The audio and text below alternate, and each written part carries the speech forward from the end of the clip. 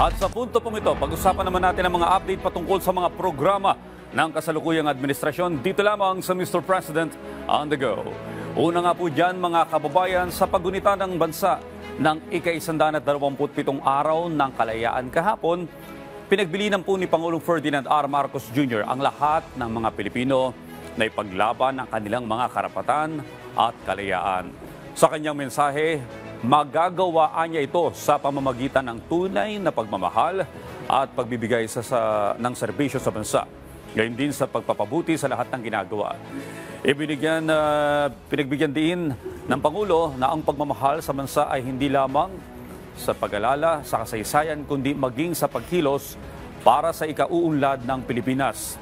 Sa temang kalayaan, kinabukasan, kasaysayan, pinangunahan ng Pangulo ang bansa sa mga selebrasyon sa pamamagitan ng flag raising ceremony sa Rizal National Monument sa Luneta Park.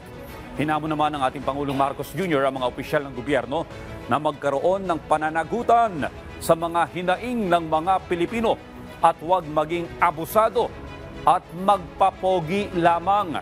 Hindi anya dapat sayangin ng mga opisyal ang tiwala ng publiko lalo sa mga gitna ng mga hamong kinakaharap ng bansa.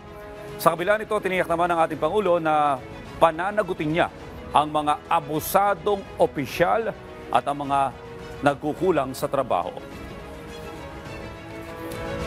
At yan po muna ang ating update patungkol sa mga programa ng kasalukuyang administrasyon hanggang sa susunod ng Mr. President on the Go.